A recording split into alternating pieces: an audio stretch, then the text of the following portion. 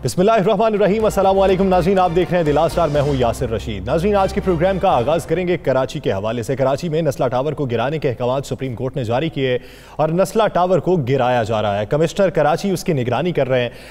आज वहां पर एहतजाज होता है। एहतजाज की कॉल पहले से दी जाती है और आबाद वाले वहां पर एहतजाज करते हैं। एक तो नस्ला टावर को मुनहदिम करने का सिलसिला रुक गया, दूसरा पुलिस ने एहतजाज करने वाले मुजाहिरीन पर लाठी चार्ज किया, आंसू गैस की शेलिंग की। चेयरमैन आबाद मोहसिन शेखानी का मौकिफ यह है कि हम भी कानूनी काम करना चाहते हैं, हम भी चाहते हैं कि जो सरमायाकारी करें वो महफूज सरमायाकारी हो, लोग जो अपना पैसा इन्वेस्ट करते हैं वो भी महफूज हो और हर एक को किसी पर एतबार हो। लेकिन उसके लिए एक मुनज़्ज़म मनसूबाबंदी की ज़रूरत है। आप एक ऐसा इदारा तश्कील दें कि जिसके पास आप जाएं वो आपको NOC दे तो वो कहीं पर चैलेंज ना हो सके। हम काम करेंगे तो ऐसी यकीन दहानी पे करेंगे जिससे हमारी 15 साल पहले की भी NOC काबिले कबूल हो पाएगी। तो इस पूरी बात और मंजरनामे से बात का आगाज करेंगे। मेन से मेरे साथ मौजूद हैं सीनियर सहाफ़ी राना मोहम्मद अजीम साहब। इस्लामाबाद स्टूडियो से हमें ज्वाइन किया है सुहेल इकबाल भट्टी साहब ने और कराची से हमारे साथ जुड़े हैं सईद खावर साहब। सईद खावर साहब, सबसे पहले आपकी जानिब आऊँगा। आज के मामले को लेकर एक तरफ आबाद वालों के मुतालिबात और दूसरी तरफ कमिश्नर कराची का मौक़िफ़, ये पूरा मामला क्या समझते हैं, सियासी है या फिर जेन्युइन मुतालिबात?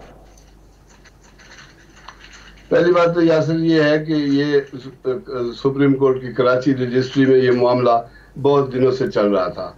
पिछले दो जो विजिट थे जनाब चीफ जस्टिस के कराची के, उसमें ये मामला ज़ेर बहस रहा है और उन्होंने सबको बुलाया था। लेकिन एक इसमें ये हुआ है कि जिस तरह से होना चाहिए था कि तमाम स्टेक होल्डर्स को सुना जाता, मेरे ख्याल में ये नस्ला टावर के मुतासरीन के वकला जो है वो सही वकालत नहीं कर सके और चीफ जस्टिस को मुतमईन नहीं कर सके।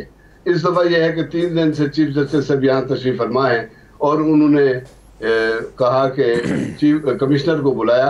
कमिश्नर इकबाल मेमन अभी 1 महीना हुआ है कि वो कमिश्नर बने हैं।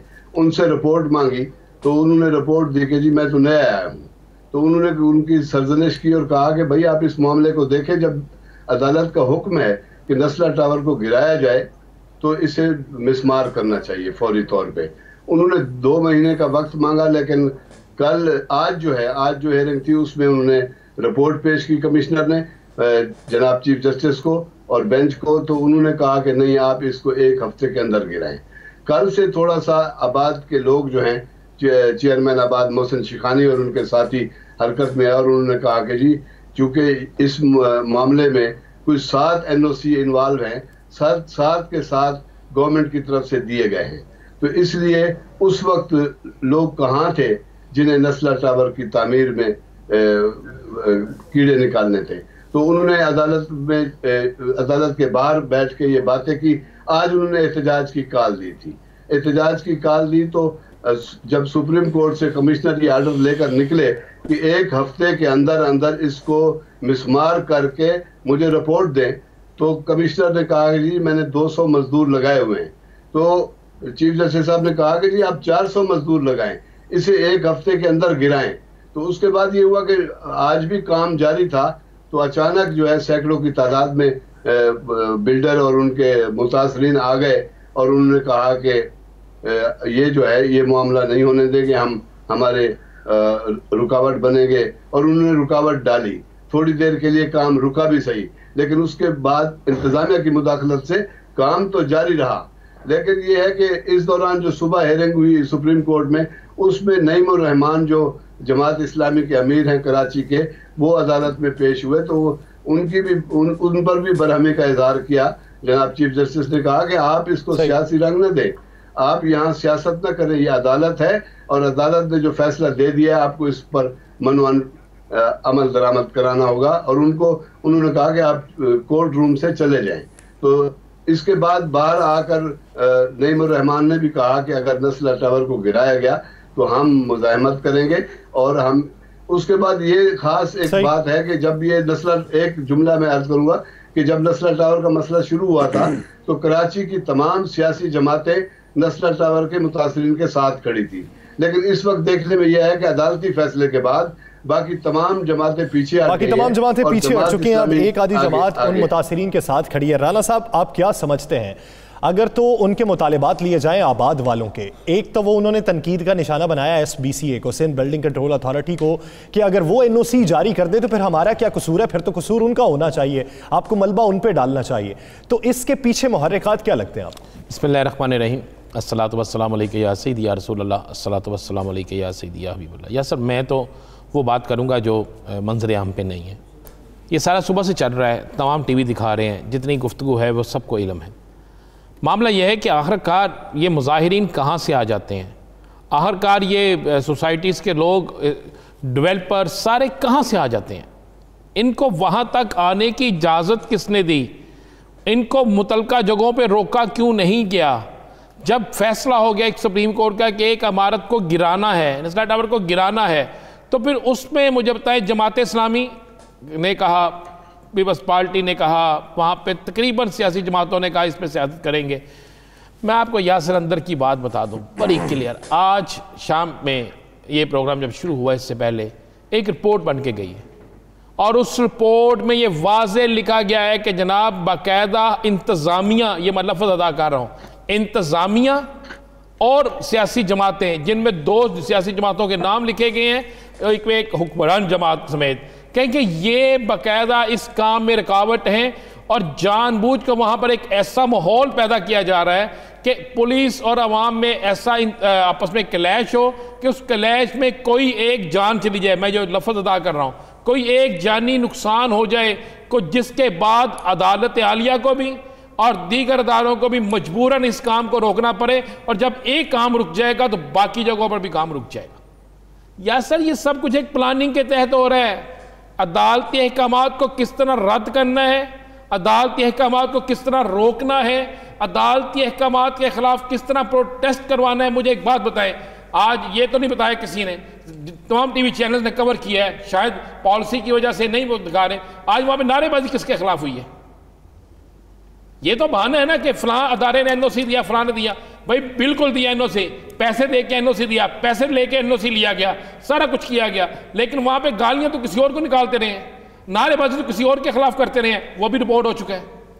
और ये बाकायदा जिस जगह पे मीटिंग्स हुई, जिस जगह पे कहा गया कि जिस वक्त आप काम तेज होता है तो आप लोग फौरी तौर पे वहां पे आ जाए। आपको पता है इस वक्त तक गलियों मोहल्लों में वहां पे लोग मौजूद हैं, नारेबाजी हो रही है, कोई गलियों में छुप जाता है, कोई किसी जगह छुप जाता है, पुलिस आंसू गैस शेलिंग कर रही है। ये सब एक ड्रामा हो रहा है और एक प्लान ड्रामे के तहत ये सब कुछ किया जा रहा है ताकि अदालत आलिया के जो हुक्म है कि इसको गिराया जाए। मुझे एक बात बताएं, एक माह में क्या गिराना है? एक माह में पूरा कराची गिरा सकते हैं? इंतजामिया के पास कौन सी ऐसी चीज नहीं है कि जिससे उस नसरा टावर को गिराया जाए? बिल्कुल इसमें कोई शक नहीं है कि वहां के रहने वाले मकीन बेकसूर है, वहां जिन्होंने खरीदे उनका कोई कसूर नहीं, उन्होंने अपनी जमा पूंजी लगाई, जमा पूंजी लगाकर वहां पे रहायश कर ली, रहायश करने के बाद अब बेचारों के पास सेकंड ऑप्शन कोई नहीं है। जिसने पैसे उनके देने हैं वो पैसे देने के लिए तैयार नहीं है। जितने पैसे उनको दिए जाएंगे, अगर कोई देता भी है 15 साल पहले की रकम, तो उससे तो आप एक कमरे का वहां पर घर नहीं मिलेगा। अब तो रेंट पे शायद बेचारे उनको उस तरह ना मिले। तो लिहाजा वो माफिया जो तगड़ा है, इसमें कौन कौन इन्वॉल्व था, किसके किससे ताने बाने मिलते थे, जरा वो निकाल के तो देखे ना, तो सब पता चल जाएगा किस सियासी जमात के किससे ताने बाने मिलते थे, कौन वहां पे रहता था, किसने NOC दिया, उसके बाद डेवलपर्स के साथ कौन पार्टनर है, किसके साथ कौन पार्टनर नहीं है। कराची तो आधा गिर जाएगा जितनी वहाँ पे सरकारी जगहों अराजियों पे बनाई गई, जितनी वहाँ पे NOC की वायलेशन की गई है और 2 नंबर तरीके से NOC लिया गया। तो यासर ये एक मीटिंग हुई थी, उस मीटिंग में ये तय हुआ 2 सियासी जमातें इसमें इन्वॉल्व हैं, सियासी जो बाकायदा कर रही हैं, और कुछ बड़े डेवलपर जिनका सियासी जमातों पे इन्वेस्टमेंट है जिनकी, वो इसमें इन्वॉल्व है। यह कोशिश की जाएगी इस क्लैश को बढ़ाया जाए, और जब क्लैश बढ़ जाता है और खुदा न खास्ता एक जानी नुकसान हो जाता है, तो फिर बहुत से अदारे जो है वो एहतियात करते हैं सही अब इस मामले को रोका जाए। असल मामला ये है, यानी इस वक्त अगर हम देखें तो कब्जा माफिया भी सरगर्म है और उसके साथ साथ मुतासरीन जो हैं, मुतासरीन भी बेयारो मददगार हैं, उन्हें भी कोई सहारा चाहिए। वो सहारा किसी भी तरफ से मिलेगा तो मौत की सूरत इख्तियार कर जाएगा। तो नाज़रीन, इस दौरे हुकूमत में जहां पर कब्जा माफिया, कार्टेलाइजेशन, बहरान ये जन्म लेते हैं, इसकी वजूहात क्या हैं? मौजूदा हुकूमत के दौरान कितनी बार मुख्तलिफ अशिया का बहरान पैदा हुआ, उसका सद्देबाब क्यों ना किया जा सका, इसी पे बात करेंगे। गंदम के बाद अब खाद का भी बहरान देखने में आ रहा है। खाद की एक बोरी 9,000 तक पहुंच चुकी है। रोज नई इतला आती है कि बेशतर गोदामों पर छापे मारे गए और खाद की बोरियां बरामद की गई। हमने तारीख में कभी नहीं ये सुना था कि खाद का भी बहरान पैदा हो सकता है। वावेला इन चीजों पे होता था कि कीमतों में इजाफा हो गया, लेकिन कभी खाद के बहरान पे बात नहीं हुई। सुहेल इकबाल भट्टी साहब की तरफ बढ़ेंगे, उनसे मजीद इस पे बातचीत करेंगे। भट्टी साहब, खाद के बहरान को लेकर अब तक हुकूमत क्या समझ पाई है और असल जमीनी हकाइक क्या है? यासिर, ज़मीनी हकायक तो ये है कि ज़राअत पाकिस्तान की मौशत में रीढ़ की हड्डी की हैसियत रखती है और ज़राअत ही वो शोबा है जो हमारे GDP के अंदर मेजर कंट्रीब्यूशन करती है। लेकिन बदकिस्मती के साथ मुख्तलिफ बहरानों की वजह से जहाँ पर हमारे दीगर शोबे मुतासर हुए, अवाम बुरी तरह से मुतासर हुई, अब हमारी इस रूरल इकॉनमी के साथ जुड़े हुए गरीब किसान, गरीब अफराद और ओवरऑल हमारी GDP और ओवरऑल एक फूड का जो एक मसाइल पैदा होते हैं, उस जानिब मामला चल पड़े हैं। ये मामला ये है कि कुछ लोग ऐसे मौजूद हैं, हर शोबे में वैसे मौजूद होते हैं, लेकिन जब हुकूमत की गवर्नेंस कमज़ोर हो, हुकूमत की रिट कमज़ोर हो, हुकूमत अपना फैसला है, अपनी जो डेटरेंस है वो न मनवा सके, तो फिर कुछ लोग खड़े होते हैं, कुछ ग्रुप्स, और वो रोल प्ले करना शुरू करते हैं, ओवर प्रॉफिटिंग करते हैं, गैर मुनसिफाना मुनाफा कमाते हैं। और अगर कोई इदारा थोड़ा सा आगे बढ़ के उनका हाथ रोकना चाहे तो उसी इदारे से उन्हें कहीं सपोर्ट भी मिल रही होती है, अल्टीमेटली वो मसला हल नहीं होता। कुछ इसी किस्म की ये दास्तान भी है। ये 5-6 माह कबल एक रूमर स्टार्ट हुई कि आने वाले दिनों में DAP की कीमत में भी इजाफा होगा। DAP जो कि हम तकरीबन 70-80% के लगभग इंपोर्ट करते हैं, और यूरिया खाद जिसको वफाकी हुकूमत अपनी पॉलिसी के तहत इंतहाई सस्ते रेट के ऊपर गैस, इस वक्त शायद डोमेस्टिक कंज्यूमर से भी सस्ते रेट के ऊपर गैस खाद के कारखानों को मिलती है, ताकि यहाँ से सस्ते दाम के ऊपर यूरिया खाद पैदा हो। और यूरिया खाद के अंदर मेजर जो कंट्रीब्यूशन है उसके इनपुट का वो गैस की प्राइस होती है। सस्ती गैस हम फराहम करते हैं, लेकिन उसके बावजूद यूरिया खरीदने वाले किसान भी और DAP खरीदने वाले किसान भी दोनों हाथों से इस शोबे के अंदर मौजूद कुछ मखसूस डीलर्स की मोनोपली, मिली भगत की वजह से वो इस वक्त बुरी तरह से मुतासिर हो रहे हैं। मामला यह है कि DAP की आलमी मार्केट में कुछ कीमत बढ़ी है, ये मार्केट के अंदर रिपोर्ट्स मौजूद हैं, लेकिन उसके साथ साथ कुछ लोगों ने ये अज्यूम करना शुरू कर दिया कि डॉलर की कीमत में मजीद इजाफा हुआ है तो DAP बहुत ज़्यादा बढ़ेगी। इस वक्त तकरीबन कोई 3,500 से 4,000 रुपये DAP की बोरी के ऊपर इजाफी वसूल किए जा रहे हैं, इस अजम्पशन की बुनियाद के ऊपर कि आने वाले दिनों में इंटरनेशनल मार्केट में DAP कीमत यहाँ पर होगी तो हम अभी से नाजायज़ मुनाफाखोरी शुरू कर देते हैं। यहाँ मुसाफिर कमीशन ऑफ पाकिस्तान का रोल बनता है, लेकिन फिल वक्त खामोशी है। प्राइम मिनिस्टर इमरान खान को अल्टीमेटली नोटिस लेना पड़ा, हुकूमत की शख्सियात की जानिब से मुख्तलिफ बयानात आए, लेकिन ये मामला बयानात से और ट्वीट से हल नहीं होने लगा। माजी के अंदर भी प्राइम मिनिस्टर ने जिन मामलात के अंदर जिन इशूज़ का नोटिस लिया, वो अल्टीमेटली वो मामला जाके मिस हैंडल हुए, अवाम को मजीद खमियाजा भुगतना पड़ा। तो यहाँ पर भी इस वक्त जो है वो बहुत सिस्टमेटिक तरीके से उन लोगों को ब्रेक करने की ज़रूरत है जो हमारी मौशियत के साथ खिलवाड़ करने की कोशिश कर रहे हैं। वो कोशिश कैसे हो रही है? इस वक्त गंदम की बुआई का सीज़न अरूज पर है, और जब गंदम की बुआई शुरू होती है उसके अगले दिनों में 15 से 20 दिनों के अंदर आपको DAP की, उसके बाद कुछ दिनों बाद यूरिया खाद की ज़रूरत पड़ती है ताकि वो मैक्सिमम हम उससे जो यील्ड है उससे ले सकें। अब लोग परेशान हैं। यूरिया खाद की बोरी अगरचे के फर्टिलाइज़र मैन्युफैक्चर एडवाइजरी काउंसिल की जानिब से इस बात की वजाहत की गई है कि हुकूमत को जो उन्होंने रेट नोटिफाई किया हुआ है 1,780 रुपये, उसके ऊपर वो फराहमी जारी रखे हुए हैं, लेकिन मार्केट के अंदर 2,500 रुपये में वो फी बोरी बिक रही है। मुशीर ख़जाना शौकत तरीन साहब ने भी आज इस बात का एतराफ़ किया और उन्होंने कहा कि हमने सबसे बहुत एतराफ़ कर चुके हैं। जब आप उनकी एतराफ़ की जाने बढ़े हैं तो फिर इस पे आगे चल के भी बात कर लेते हैं। राना साहब, मैं आपकी तरफ आता हूं। जैसा कि मुशीर ख़जाना का जिक्र भट्टी साहब ने किया है, मिनी बजट लाने का इशारा दे दिया, साथ ही साथ आप ये भी कहते हैं कि टैक्स कोई नया नहीं लगेगा। टैक्स नया नहीं लगेगा, ये एक और चीज़ है। वो ये भी कहते हैं कि जो रिलीफ दिया जा रहा था वो अब ख़त्म कर दिया जाएगा, तो इसका मतलब ये कि आपको इजाफी पैसे देना पड़ेंगे। डॉलर की कीमत ऊपर चलेगी, वो कहते हैं मैं नीचे लेके आऊँगा। तो ये हुकूमती दावे पिछले 3 सालों में हमने सुने, आपने अमल दरामद कहाँ पे देखा? देखिए यार, एक चीज़ तो है, अगले हफ्ते में डॉलर नीचे आ जाएगा। आपके सऊदी अरब से पैसे रिलीज़ हो रहे हैं, आपके बाकी जगहों से पैसे आ रहे हैं, अगले हफ्ते में डॉलर हो जाएगा, नीचे आ जाएगा। अब आते हैं कि आपने मिनी बजट की बात किया, मिनी बजट आ रहा है, हुकूमत ने तो कहा मिनी बजट, मैं तो कहता हूँ मिनी बजट आ चुका है। कौन सा आप ये कहते हैं आ चुका है, तो सोचिए फिर जो उनका आना है मैं उसी तरफ जा रहा हूँ। कौन सा ऐसा महीना है, कौन से ऐसे 15 दिन के बाद दिन आता है जिसमें मिनी बजट नहीं आता? ज़रा अदारा शुमारियात की ज़रा निकाल के देखें ना रिपोर्ट, आप ज़रा वैसे ही ज़रा देखें कौन सी कोई एक चीज़, मैंने जिस तरह कल जमशेद चीमा साहब से हमने कहा था कि कोई एक चीज़ बता दें जो सस्ती हुई है। अब भाई अब तो मौत भी इतनी महंगी हो गई है कि मरने से पहले जो बीमारी में अद्वियात लगती हैं वो खरीदी नहीं जा सकती।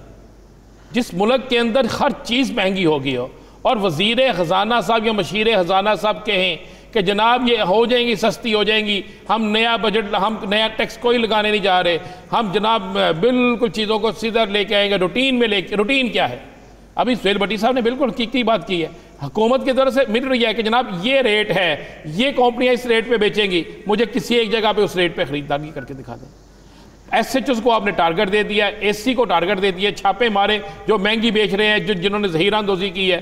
कितने लोगों को करा गया? पाकिस्तान में हज़ारों लोग बेच रहे हैं, सैकड़ों पर्चे नहीं हुए। और जिनको पकड़ता है, एक पुलिस वाला जाता है, जाके पकड़ता है, वो जनाब 5,000, 10,000 या 20,000 उसे देता है और एक बोरी पे उससे ज़्यादा प्रॉफिट ले जाते हैं। तो बिल्कुल आप मिनी बजट की फिक्र ना करें। अब हमारी अवाम जो है ना वो बेचारी इतनी आदी हो चुकी है कि उन्हें हर रोज़ ये एक नया मिनी बजट मिलता है। महंगाई कंट्रोल से बाहर, कानून का जो है लॉ कंट्रोल से बाहर, जराइम की रेशो बढ़ गई, वहाँ पर सियासी इंतशार आप देख रहे हैं, वहाँ पर अहम तरीन अदारों पर हमले आप देख रहे हैं, वहाँ पर ना कोई आम आदमी महफूज है ना कोई ख़ास आदमी महफूज। तो क्या होगा वहाँ पे? हम शहरियों के लिए महंगाई ना कंट्रोल हुई है या असर ना होनी है और ना ही मुझे ये उस वक्त कंट्रोल होती है जब आप वाकई जुर्म करने वाले को सज़ा दें, जब आप वाकई ज़हीरा अंदोज़ को इबरत का निशान बना दें, जब आप वाकई महंगी चीज़ें बेचने वालों को सरे बाजार सजा दें, जब उनको एक छोटा सा मुकदमा 5,000 जुर्माना ये ना करें, उसे अंदर रखें, उसकी जायदाद जब्त करें, उसके बाद जितना माल है उसे जब्त करें, जब्त करके फिर उसे सस्ते दामों बेचें, फिर होगी ये। जब सिर्फ नोटिस लिए जाएंगे और नोटिस लेने पे हल्की मुल्की सी कार्रवाई होगी तो फिर नतीजा ऐसा ही देखने को मिलेगा। फिर शह तो मिलेगी और मजीद ज़ख़ीरा अंदोज़ भी मंजर आम पे आएंगे और पैसा कमाने की सोचेंगे। तो इस पे हुकूमत को सोच विचार की ज़रूरत है। नाज़रीन, दीगर सियासी मंजरनामे पे बात करेंगे एक शॉर्ट ब्रेक के बाद। कहिएगा, स्टे विद अस।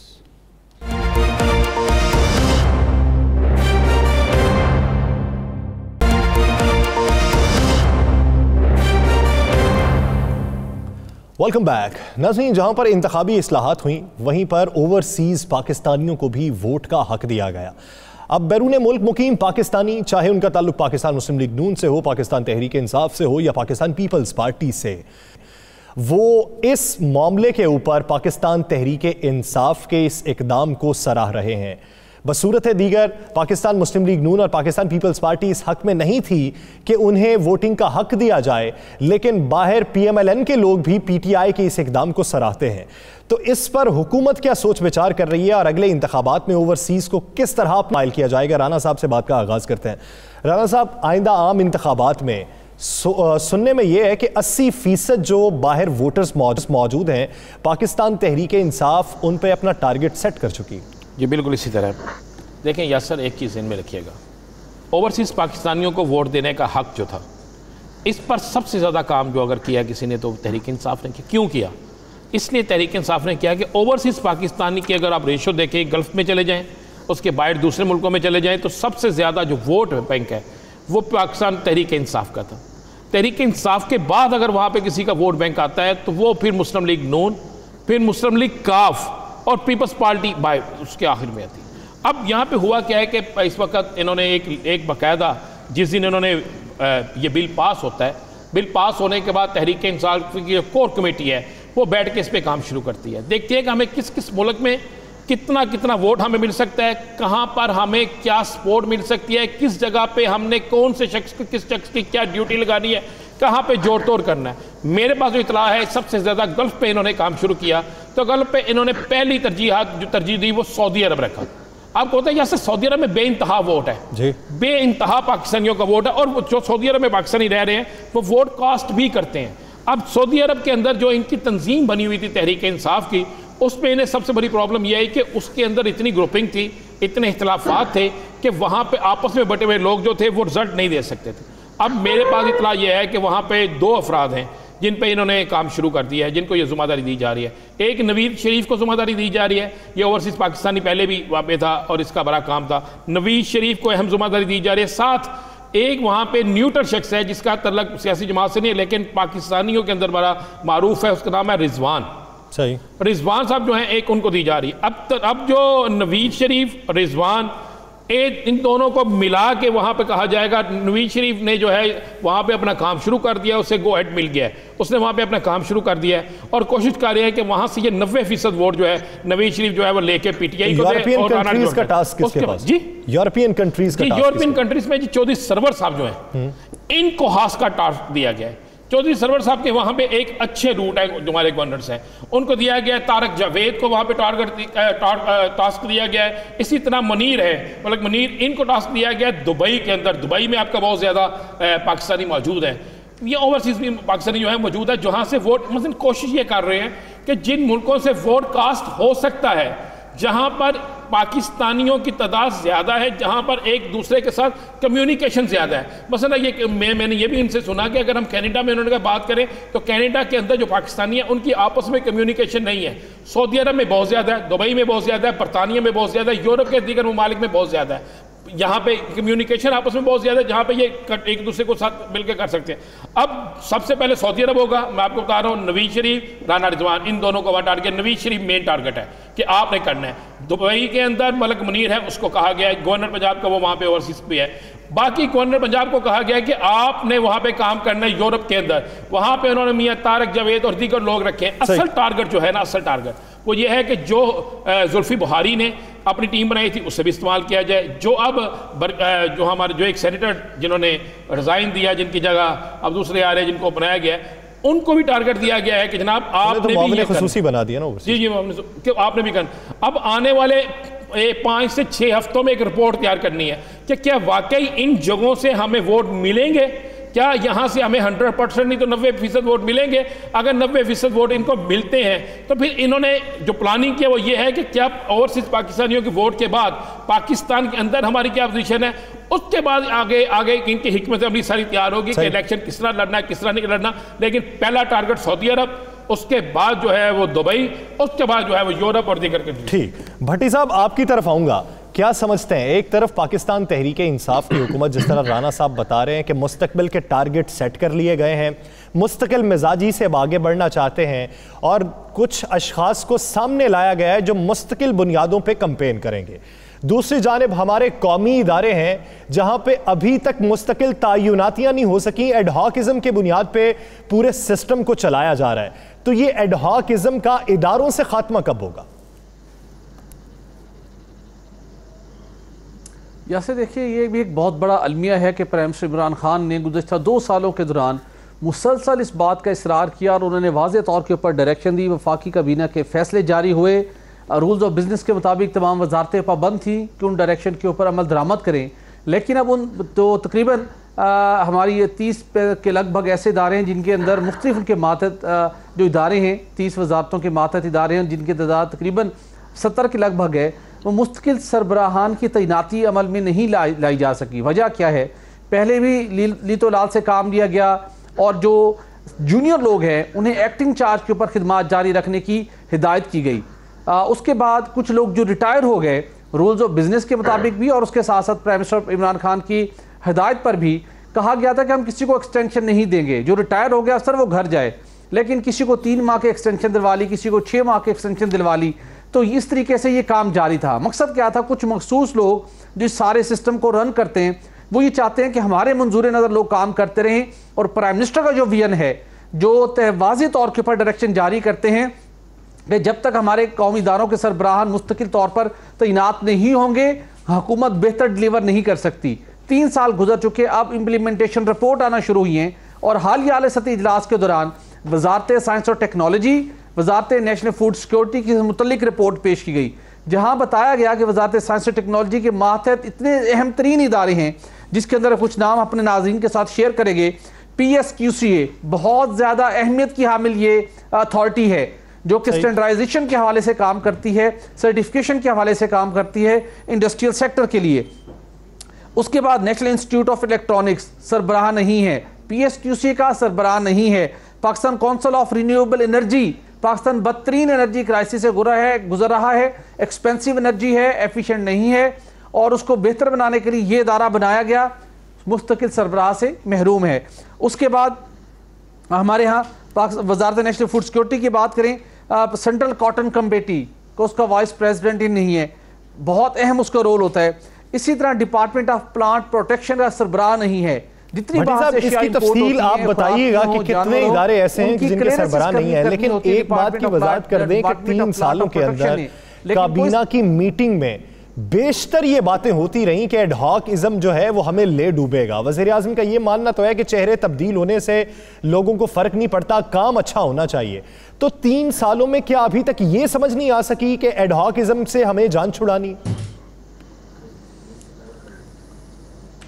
यासर, समझ तो सबको बहुत ज़्यादा है, इस समझ के पीछे भी कुछ लोगों की अपना एक मुबैना तौर के ऊपर उनका मफाद है। वो जो एडहॉकिज्म के ज़रिए से अपना, जिसे कहते हैं कि एक पाव की अपनी बोटी के लिए पूरा ऊँट ज़िबा कर देना, यहाँ पर प्रैक्टिकल वो काम है। 3 साल से प्राइम मिनिस्टर के बाद कौन कहेगा वज़रा को कि आप हमें मुस्तकिल सरबराहान तैनात करके दीजिए, लेकिन कोई टस से मस नहीं हो रहा। रिपोर्ट्स घुमा फिरा कर की जा रही हैं। वजारत साइंस और टेक्नोलॉजी समरी भेजती है कि ये साहब रिटायर हो गए, इन्हें 6 माह के एक्सटेंशन दे दे, लेकिन उसके बाद दूसरी जस्टिफिकेशन दी जाती है कि हमने प्रोसेस किया और मौजूद तरीन उम्मीदवार नहीं मिला, लिहाजा जो साहब मौजूद हैं, जूनियर हैं, उनको ही एक्टिंग चार्ज दे दिया जाए। लेकिन हैरान कुन तौर के ऊपर जहाँ पर इस इजलास के अंदर, इस मामले के अंदर कोई पेशरफ्त आती, वहाँ पर एक मामला और रुख पे चला गया। वहाँ बताया गया कि वजारत साइंस और टेक्नोलॉजी के मातहत एक इदारा है स्टेडेक, जो कि लाहौर में वाक़ है। ये बेसिकली टेक्नोलॉजी कमर्शलाइजेशन कॉरपोरेशन है, बहुत इंपॉर्टेंट रोल था। वहाँ पर कुछ मौजूद वज़रा ने कहा कि ये इदारा कोई काम नहीं कर रहा, तो मौजूद क्यों है, इसकी अराजी बहुत कीमती है, इसको बाइंड अप कीजिए। और आप सुनकर हैरान होंगे, वहाँ पर डायरेक्शन दे दी गई, बजाय इसके कि जिसने टेक्नोलॉजी कमर्शलाइजेशन का काम करना था वो क्यों नहीं कर रहा, उसको बेहतर बनाएं।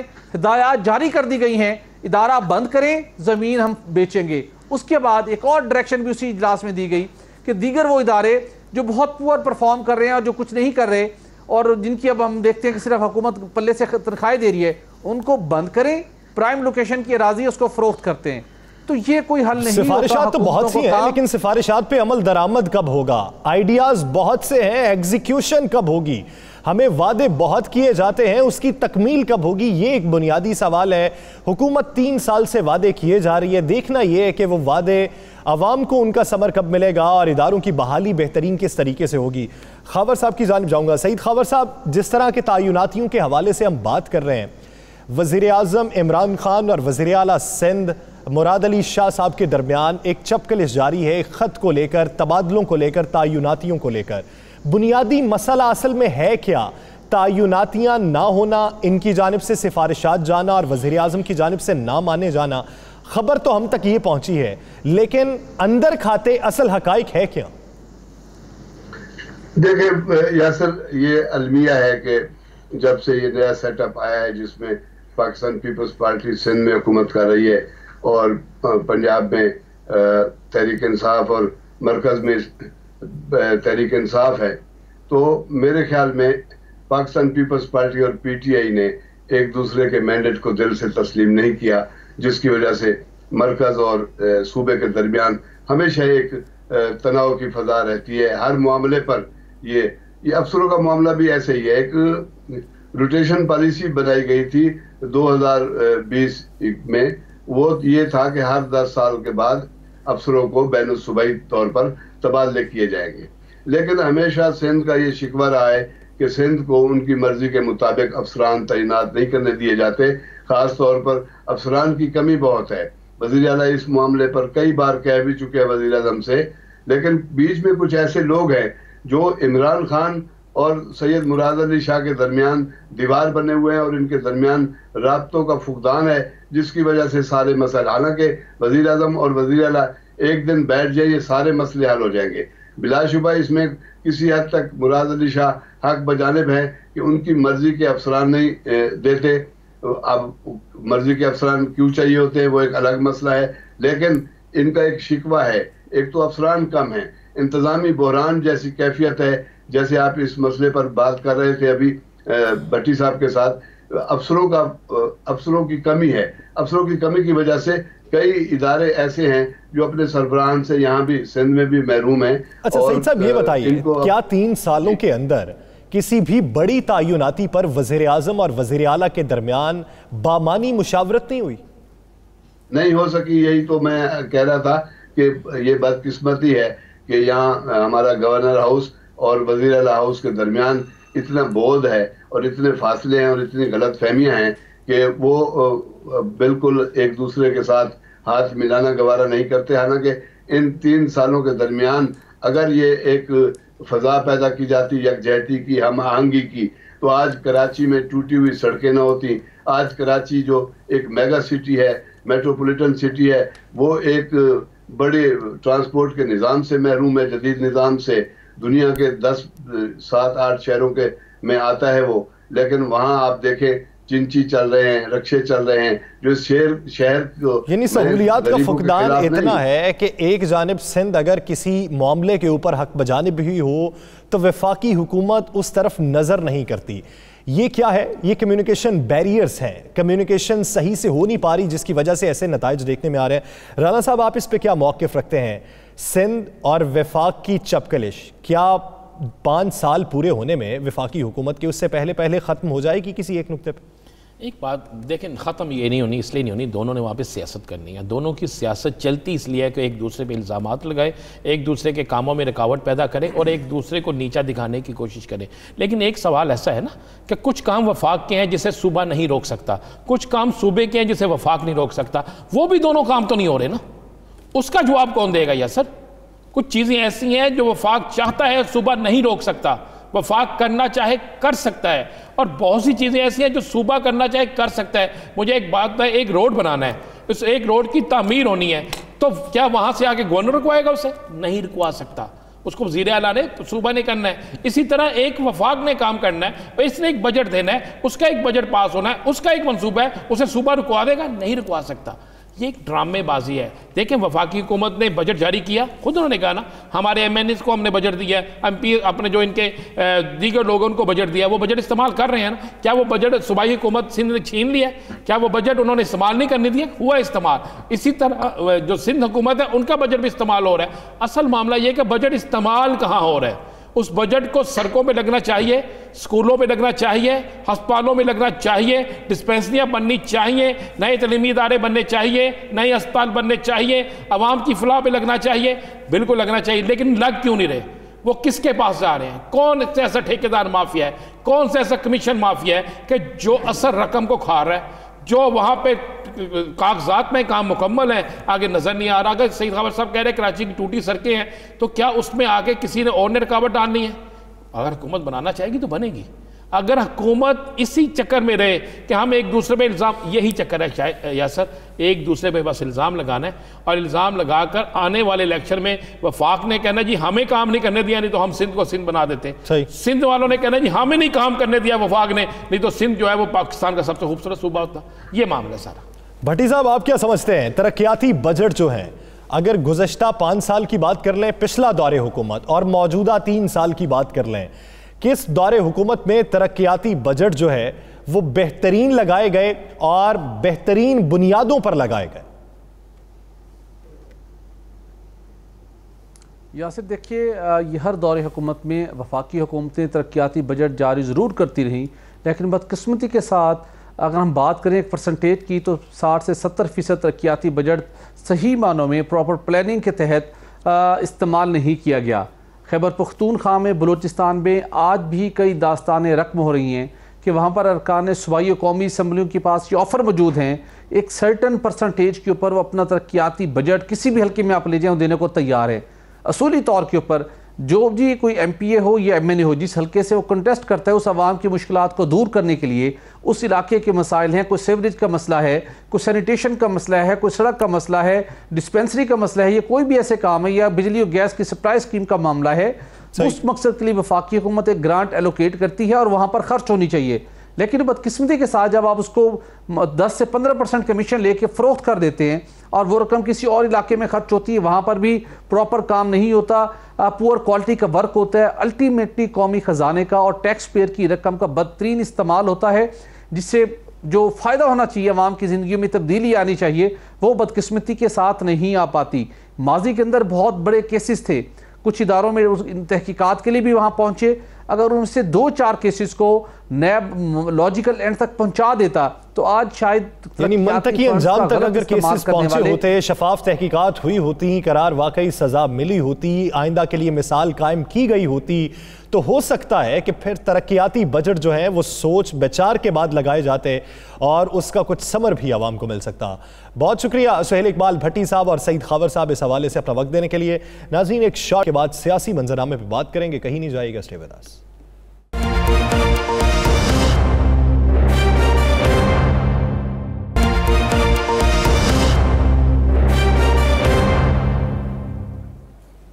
Welcome back.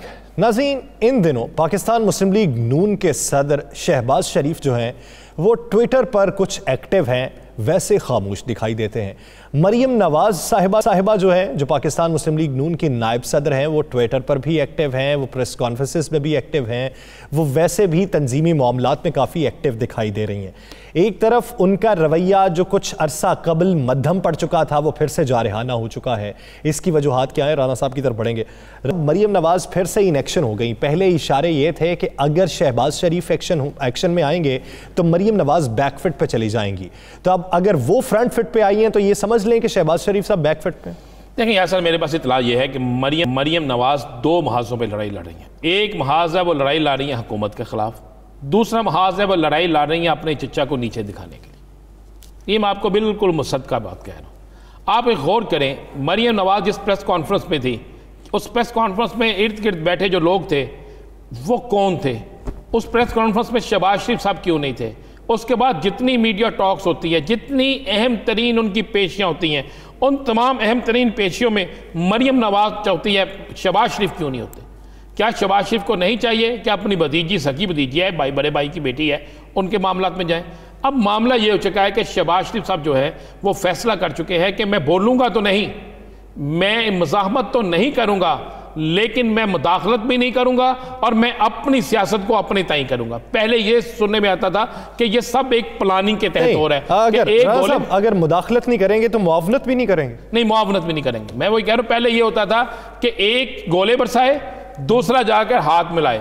अब ऐसा नहीं है। शहबाज शरीफ साहब के साथ एक मसाहलती ग्रुप जो है, उनके जो साथी हैं, उनकी एक मीटिंग हुई। उस मसाहलती ग्रुप की मीटिंग में मसाहलती ग्रुप के लोगों ने कहा मियाँ साहब को कि मियाँ साहब हम किस तरफ जा रहे हैं? कोई अदारा ऐसा नहीं है जिस पे हम तनकीद नहीं करते, कोई शख्स ऐसा नहीं है जिसको हम अपना दुश्मन नहीं बना रहे। ये वीडियो शीडियो जो है ये किस तरफ हम जा रहे हैं? Video leaks, audio leaks. बल्कि मैं आपको बता देता हूँ, एक तो मुस्लिम लीग नून के बंदे ने यहाँ तक कह दिया जनाब कोई गिराज की वीडियो भी किसी तरफ से कोई आ रही है तो फिर हम किधर जाएंगे? मतलब ऐसी गुफ्तगू होना शुरू हो गई वहाँ पे। तो उन्होंने कहा कि जनाब मैं तो इन चीज़ों से दूर हूँ, मैं किसी ऐसी प्रेस कॉन्फ्रेंस का हिस्सा नहीं बनूंगा, किसी ऐसे मामले का हिस्सा नहीं बनूंगा कि जिसमें कोई जातियाँ तो कोई दीगर मामला तो। राना साहब एक निशानदेही कर दें, पाकिस्तान मुस्लिम लीग नून का बड़ा ग्रुप जो है वो इन ऑडियो और वीडियो लीक्स का हामी है या इनका मुखालिफ है? मुखालिफ है। बड़ा ग्रुप मैं बिल्कुल आपको कह रहा हूं, बड़ा ग्रुप इसका मुखालिफ है। और मैं आपको ये भी बता दूं, ये जो मज़ाहमती ग्रुप आपको नजर आता है ना, इस मज़ाहमती ग्रुप में भी 2-3 लोग ऐसे हैं जो शायद इनके नहीं है, शायद कि यकीनन इनके नहीं है। वो वक्त आने पे अपना ताई जहां पे इन्होंने जाना है वहां पे चले जाएंगे। और उसमें एक शख्स तो ऐसा भी है ना यासर, जिसको वज़ीर आज़म बनाने के बाद आपको पता है ना, मरियम साहिबा की तरफ से कहा गया था कि जनाब इनके वज़ीर आज़म बनते ही हम पर जुल्म ज़्यादा शुरू हो गए थे, हमारे साथ जो है वो ज़्यादा हमारे खिलाफ काम शुरू हो गया था।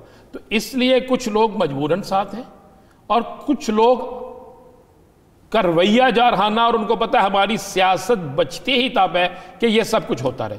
अब मैं आपको बता रहा हूँ, जो मुसाहलती ग्रुप है उन्होंने शहबाज शरीफ साहब से मुलाकात भी की है, शहबाज शरीफ साहब से बैठक भी हुई है। और शहबाज शरीफ साहब, आपको ये भी बता दूं, शहबाज शरीफ साहब अगले चंद दिन में इस्लामाबाद पिंडी आ रहे हैं, कुछ मुलाकातें भी करने लगे।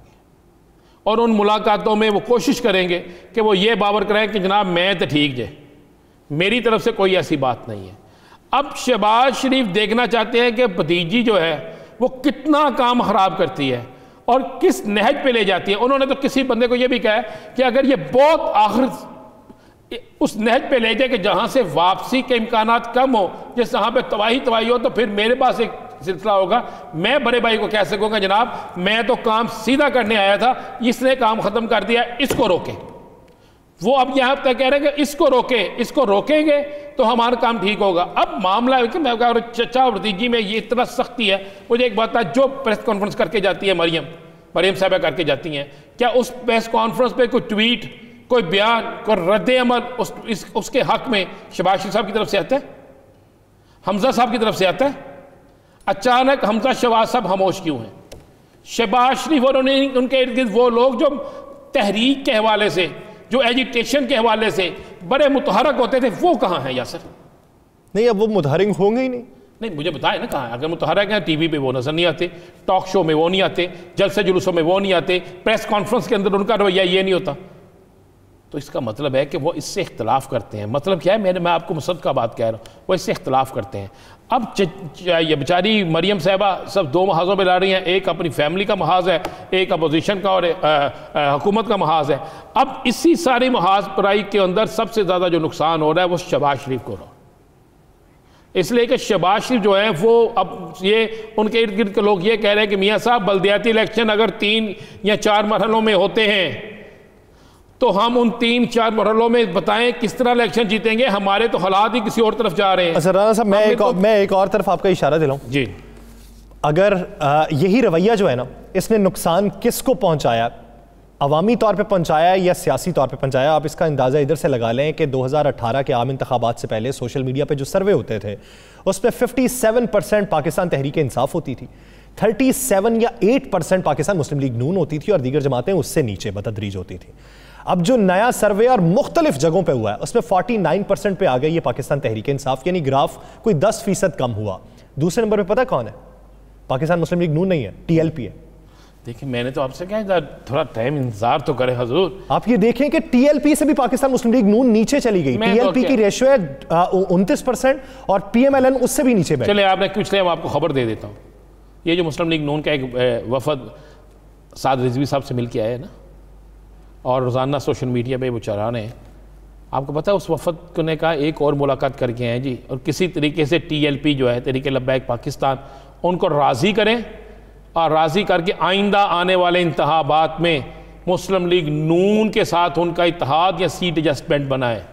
ये मैं आपको बता रहा हूँ, अगर आपने बात छेड़ दी है तो एक ज़हन में रखिएगा। एक होता है सर्वे से ग्राफ के, ये सर्वे ग्राफ के मुताबिक ये इस तरह है। एक होता है अवामी वोट और एक होता है टेक्निकल। एक होता है उस वक्त चलने वाली हवा जो चलती है, जनाब इसके साथ कोई नहीं है, जनाब ये तो दारों के खिलाफ बोलता है, जनाब ये तो फलां के खिलाफ बोलता है, ये नहीं जीत सकता। ये एक जो होता है ना अफवाह, और ये जिस तरीके से प्रोपेगेंडा चलता है तो उसमें बड़ा ताकतवर शख्स भी इलेक्शन हार जाता है। अंदरूनी खलफशार और अंदरूनी इंतशार अगर आप मिटा सकें और मुत्तहिद हो सकें अपनी जमात के अंदर, पीडीएम को छोड़ के भी, तो आपका मुस्तकबिल रोशन हो सकता है। लेकिन अगर यही अंदरूनी इंतशार आपके दरमियान में पनपता रहा तो ये आपको नुकसान भी पहुंचाएगा, अवामी सतह पर भी और सियासी सतह पर भी। नाज़रीन, द लास्ट आवर से मुझे अजीम साहब को दीजिए इजाज़त। अपना बहुत सा ख्याल रखिएगा। अल्लाह निगहबान।